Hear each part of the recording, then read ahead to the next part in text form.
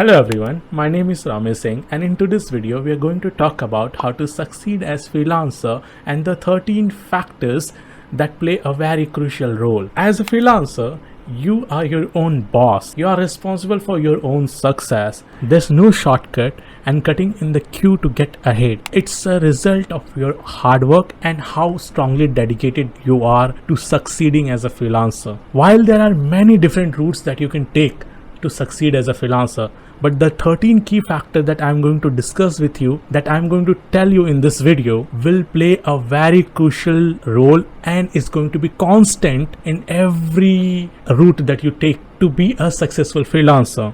So let's get started. Factor number 1, focus on a very specific skill. If you pay attention, you will notice all the big freelancer or the freelancer who make thousands of money every month, thousands of dollars every month, are catering to a very specific type of clients. For example, if you are a web developer, you can pretty much develop a lot of things in a very different languages. But as you know, by being a jack of all trade and master of none, you won't go far.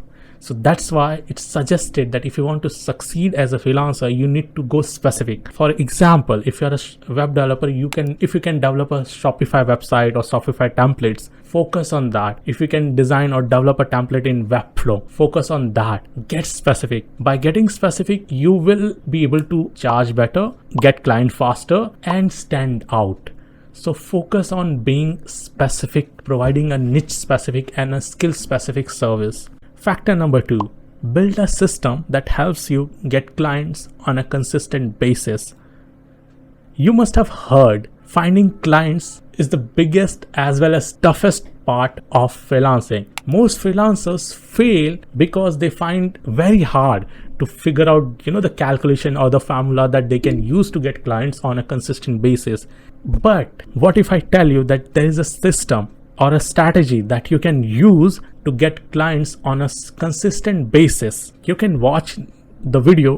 The link would be either on top right or top left. You can watch this video to know more about how to build this system, how to set this system up so that you get leads and prospects on a very consistent basis. So the third factor is the quality of your work.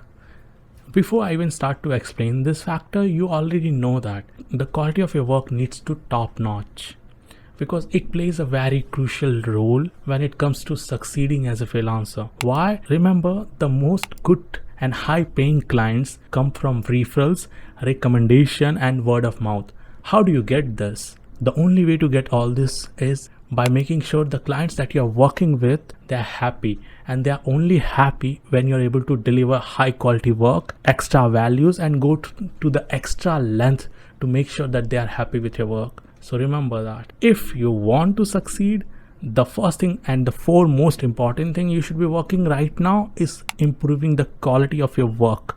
When you deliver outstanding work, or you go to the extra length for client, you get an outstanding testimonial from the client, which you can use to get more clients. Remember, the quality of the testimonial is going to be highly relevant to the quality that you have delivered or the value that you have delivered to the client. Factor number 4, self-confidence. Okay, before I even start to explain this, you need to be very aware that if you're not confident about your own self, about the services that you provide, then forget about succeeding. You won't even survive as a freelancer for more than 6 or 1 year. Why? Because if you don't trust your own services or your own product, how are you going to make sure that other people believe in your product and become confident enough to buy it? It's going to be very tough. The only option that you'll have left with you is to hire someone else to do that for you. But I don't think so it's a very smart move if you're starting as a freelancer. So self-confidence is something that you need to grow, that you need to, work on. You don't need someone else validation that, okay, this work is high quality, this work, you're doing an amazing job. No, the only validation that you need, if your client is happy with what you're doing, then that should make you confident enough to, go in the market and portray yourself as an authority, experienced and expert sales funnel designer or web designer or whatever you do. So that's how you need to, portray yourself. You need to reflect your confidence in whatever you do. Factor number 5, keep learning at every stage. As I said earlier in this video, if you want to grow as a freelancer and survive as a freelancer also, you need to keep growing your knowledge, and the only way to grow that knowledge is by learning more. You can't stop learning no matter at what stage you are. If you want to keep this title of a successful freelancer for a longer period, then you need to stay ahead in the game also. To stay ahead in the game, you need to be the first person. You need to be the person who knows pretty much everything, a person who can provide more value to his clients, a person who can solve pretty much any problem that is related to his service or product. And the only way to do all of those is having an immense amount of knowledge, and that knowledge only comes if you keep learning at every stage of freelancing. No matter where, at what point you are, you have to just keep learning. Be a student always. Factor number 6, learning time management and organizing your day. When you start growing as a freelancer, the first and foremost problem you're gonna face is lack of time. And why that lack of time is going to happen? Because you will have to figure out organizing your day more precisely. And it's coming from experience. If you learn how to manage your time as well as how to organize your day in a proper manner, if you're able to figure out the method, the strategy that helps you, keep track of everything that you are doing and manage it really well. Yeah, there are apps that you can use. I personally use Todoist to manage all my tasks and assign priorities. If you're able to figure it out and incorporate that in your working method, you will not only save a lot of time, your productivity will increase drastically. You will have a lot more time to do other things, invest in other ventures. Isn't it what we all want? The freedom and the time. Factor number 7, building a great network of relevant people. I know networking is not a cup of tea for everyone, and it's not easy also, especially if you're an introvert freelancer. But remember that you need to have a group, a connection to grow as a freelancer, to support each other. You can't survive in freelancing if you're alone. You don't need to go out there and become social if you are like one of those introvert freelancer, but there are tools and methods that you can use to still build your network. You can use Facebook groups, Facebook pages, Instagram profiles, Quora to build your network of people who are very highly related to what you do. If you're a sales funnel designer, you can start a group of all sales funnel designers. This will help you connect and talk with people who are doing the same thing to learn new method, new strategies to grow faster. The bigger your network, the wider your reach is going to be. And I don't need to tell you the importance of having a wider reach. Factor number 8, building a strong portfolio. For a freelancer, their portfolio is the most important asset. They use it to convince as well as convert clients. But you can't get work only using your portfolio. As I said, and I'm emphasizing on it, your portfolio is just an asset that you're gonna use to convince and convert clients, not to get high paying or new clients. It won't take you far if you are planning to use your portfolio that way. If you go and visit all big freelancers who are making thousands of dollars every month, you will notice that their portfolio is designed in a way that it fits in their marketing strategies, that it helps them in process of convincing the client, not actually getting the client into a lead stage or something like that, in the beginning stage of discussing the project or something. It comes later at this stage where it's gonna influence the client's decision to decide whether he or she is fit for working or not. Your focus should be building a strong portfolio and integrating it into your lead generation system so well that it works for you, that the client is already convinced before you get on a call with him. If you do a little bit of research in your niche or the type of service that you are providing, you will notice all the freelancers are using this strategy, and that's what you need to do also. You don't need to mail your portfolio to clients. Stop doing that, because that you are just burning the bridge. You need to reveal your portfolio at the very, very important point where you have convinced the client to work with you, and the final post is given by your portfolio. So that's how you have to use your portfolio. Factor number 9, market yourself and develop a personal brand. Have you ever Googled yourself or the service that you provide? Have you ever put yourself in the client's shoes to think that why would you hire yourself? Do you have enough credibility and authority in the niche that you're providing the service? When you'll try to figure out answers for all this question, you will notice quite interesting things. Like you will figure out the areas where you need to work on and how much time you're actually investing to promote your services, and where you need to work more, where you need to divert your attention that you grow faster. You don't need to be the next big shot. I'm not talking about, becoming a 7 figure freelancer in just by doing this. No, I'm not saying that. I just want you to pick one platform and just run with it. Focus on growing yourself only on that platform. And that's how most freelancers do. They pick up either Instagram or Facebook or LinkedIn or Quora. They just pick up one platform and dedicate their whole time to it, like 6 months, 7 months, and that's where they start to see the return of their effort of 6 months. So I just want you to do the same. Pick a platform which you are most familiar with, where you think you can produce content on a consistent basis to develop your personal brand, establish authority, and build credibility. Without these 3 things, you can't succeed as a freelancer, because if someone is ready to pay you 7 figure, that person also needs to verify, are you credible enough? You have enough experience to actually deliver what you promise. You can only cater to this by working on your self-promotion and building a personal brand. Without working on your own personal brand, forget about succeeding as freelancer. You won't even survive as a freelancer for a long time. Factor number 10, the art of communication. For freelancers, clear communication is very crucial. It's the bread for freelancers that keeps them alive. If there's a simple miscommunication in the meeting or whatever the discussion has happened, the whole project can go haywire, and correcting that is literally a mess that is totally draining. So to avoid that, you need to work on your communication skill. You need to make sure that you are able to deliver your message, deliver what you are trying to do for the client very clearly. I'm not asking you to become the next communication guru here. Just learn some strategies or certain method that helps you, make the communication between you and client effective, meaningful. Let me give you a simple example. There's a communication strategy called mirroring. This strategy helps you to get more information out of the client without you actually spending your own words.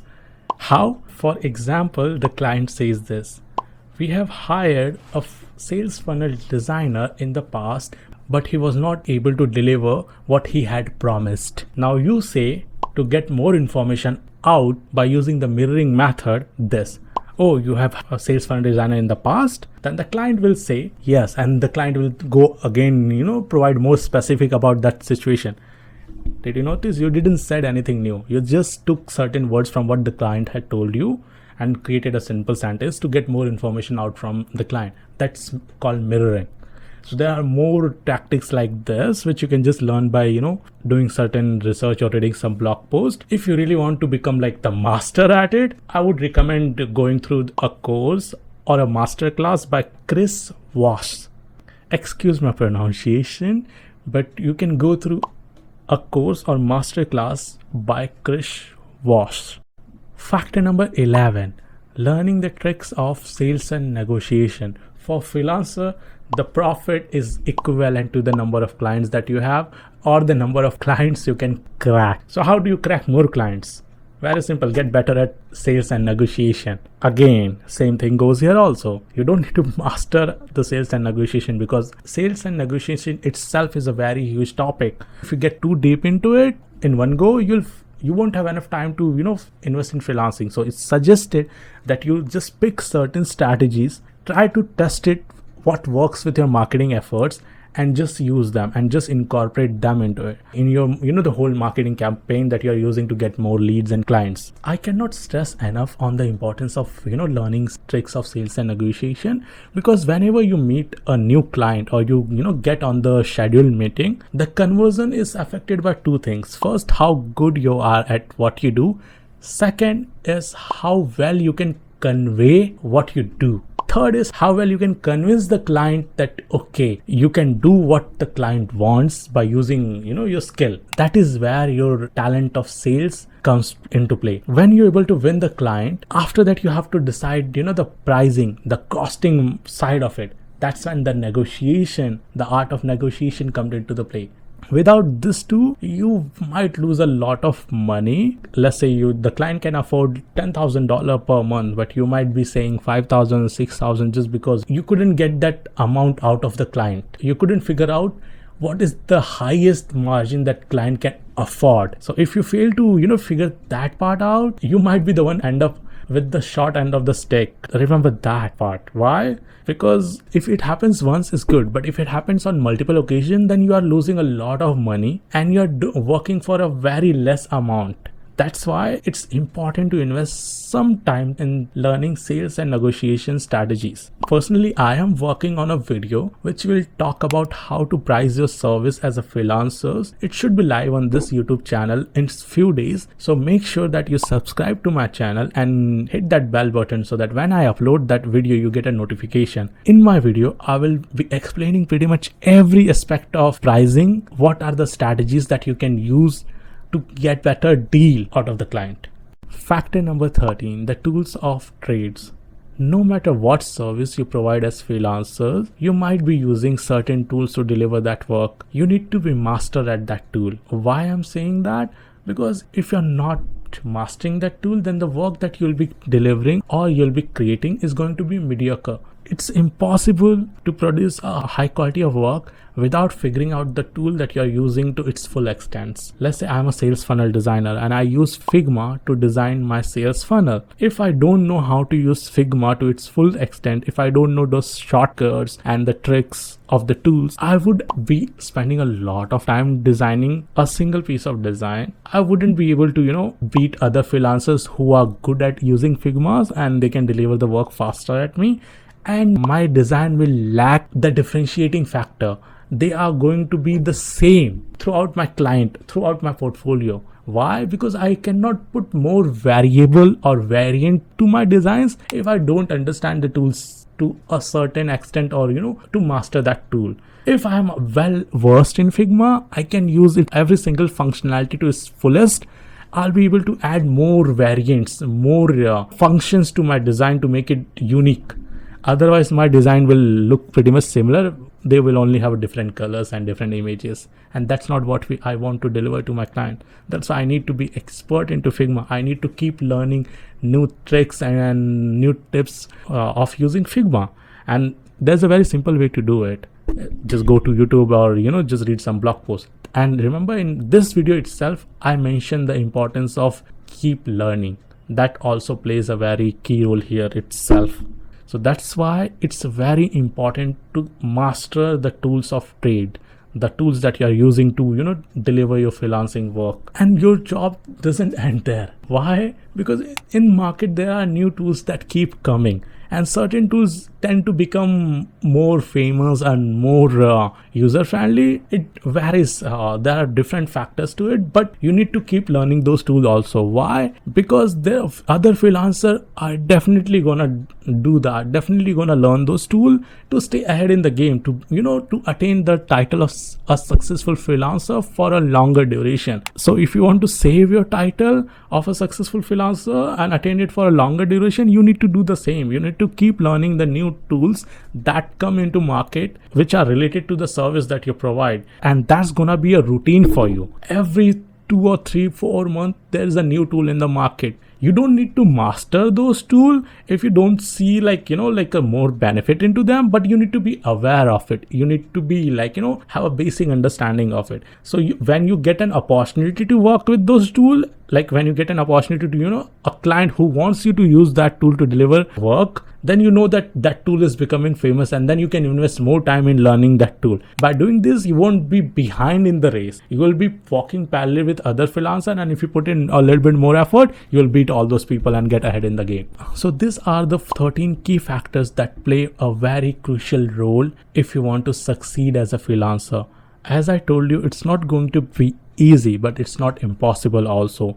I have been freelancing for more than 9 years, and I am still working on these 13 factors on a consistent basis. It's a routine for me also, and it's going to be a routine for all those freelancers who wants to become successful and stay successful. So now it's up to you how well you invest your time in learning these 13 factors, adapting these 13 factors. If you put in the hard work, your hard work is never going to betray you. It will reward you at an appropriate time. So start putting in the effort and the success will find you. If you like this video, please subscribe to my YouTube channel and hit that like button. If you have any question that you want to ask me related to freelancing or sales funnel designing or anything related to some digital consultation, you can comment below this video and please use hashtag #AskRomy and I'll be more than happy to answer those questions. Thank you for watching. See you in my next video.